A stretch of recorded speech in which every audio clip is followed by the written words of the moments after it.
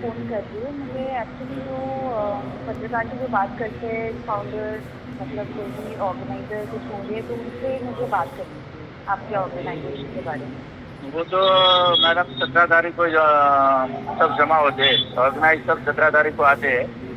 और जी। मैं इधर साफ सफाई करता हूँ, झाड़ू बट्टे वाला वगैरह। आपको क्या पूछना था? अच्छा, नहीं हम एक स्टोरी कहानी लिख रहे हैं उनके ऊपर, तो इसलिए मतलब जो मतलब कोई मैनेजर वगैरह कोई है, उनका नंबर होगा आपके पास? तो क्या है कि वो सब हर महीने की 17 तारीख को यहाँ आते हैं। इसमें अच्छा, बस 17 तारीख हाँ, को। ऐसा कुछ अच्छा। रहता है, तो अगर मेरे जैसा कोई सवाल जवाब है तो मैं दे सकता हूँ। आपको क्या हाँ, पूछना चाहते हो, तो आप कैसा नहीं है बस तो। वही कितने सालों से चल रहा है और मतलब ये बहुत मैडम ये मैडम परिवर्तन के लिए। हाँ, परिवर्तन के लिए ऐसे आना। आप किधर से, क्या किस फील्ड से बिलोंग करते हैं आप? ये पत्रकार हूँ मैं, अखबार हाँ, में काम करती हूँ। कौन सा पत्रकार क्या आपका? वाइस करते हैं। हाँ, वाइस। राइट। तो ये जो बात जो है ना जगदीश करने की, ये किसी धर्म और जाति विशेष नहीं है। ये कुदरत की बात है, और कुदरत को आज अपन जो जैसे दोष किसको दे रहे हैं? पूरा घटना घट रही है तो बनाने वाले को। बनाने वाला कौन है? क्या परमेश्वर है, जिसने कुदरत बनाई है। कोई भगवान जी। बोलता है, कोई अल्लाह बोलता है, कोई गॉड बोलता है, जिसको भी बोलता है, जिस भाषा में बोलता है, उसको दोष दे रहे हैं कि भाई करने वाला सब वही है, मारता भी वही है, बनाता भी वही है।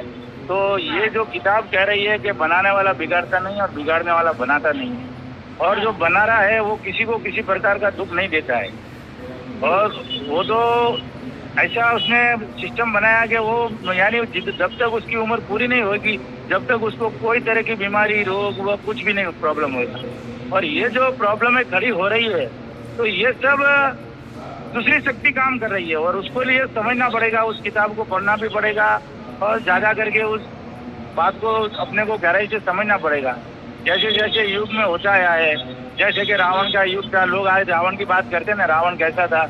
लोग कोई बोलते जी। दुष्ट था, कोई बोलता गलत काम करता, कोई बोलता जादू शक्ति चला। लेकिन असली किसी को मालूम नहीं कि रावण असल में क्या करता था और क्या नहीं करता था। अन्ना कसब का राज है, उसने असल में क्या किया वो भी नहीं। कृष्ण असल में क्या किया वो भी किसको मालूम नहीं। गुरु नानक जी महाराज ने क्या किया वो भी किसको मालूम नहीं है। तो ये किताब बता रही है कि रावण जो था वो इंद्रजाल नाम का पाप चला रहा था, दुनिया के नाम का, संसार के नाम का, जमीन माता के नाम का।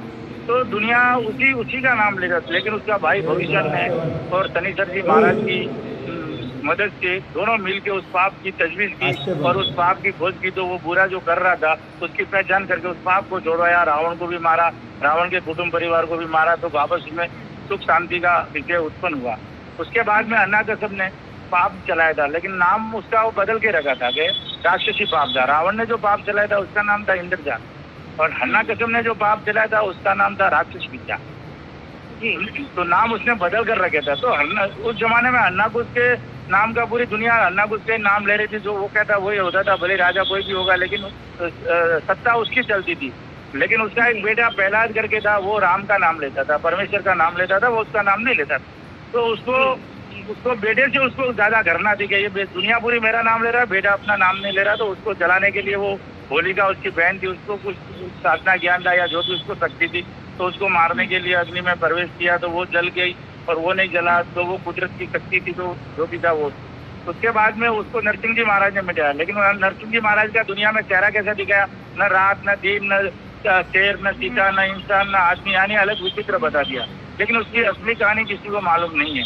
मैं ये शॉर्ट फॉर्म में आपको बता रहा हूँ, लेकिन पूरा जी। जी। जी। विस्तार से थी, उसके लिए बहुत टाइम जाएगा आपको समझने। उसके बाद में कृष्ण जी महाराज ने, यानी कंस ने, वो जादू सारा करके पाप चलाया था, उसका भी एक युग था। तो वो कृष्ण जी महाराज ने उसको मिटाया। आज कृष्ण का दो रूप बताया।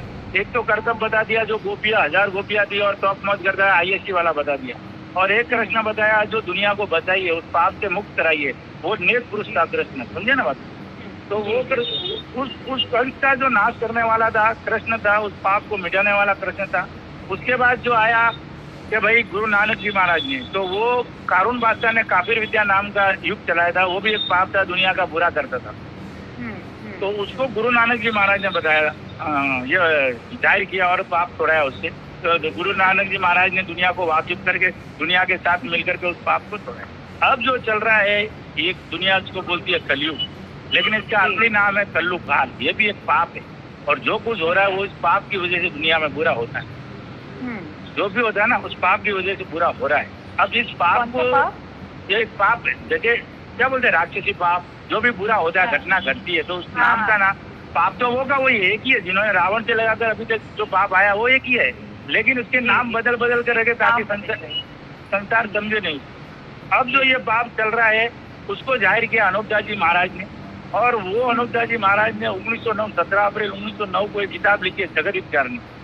जी, जी। तो उस किताब में अनूपदास जी महाराज ने पूरे विश्व की जो कुदरत की बनाई हुई हर चीज, हर प्राणी जीव जंतु झाड़ वनस्पति जो कुदरत की बनाई उसके तौलियत के बारे में उसको तकलीफ पहुंच रही है, उसमें कितनी जूने तड़प रही है इस पाप में, और कितनी जूनों को नुकसान हो रहा है और कैसे नुकसान हो रहा है ये पूरा विवरण दिया गया।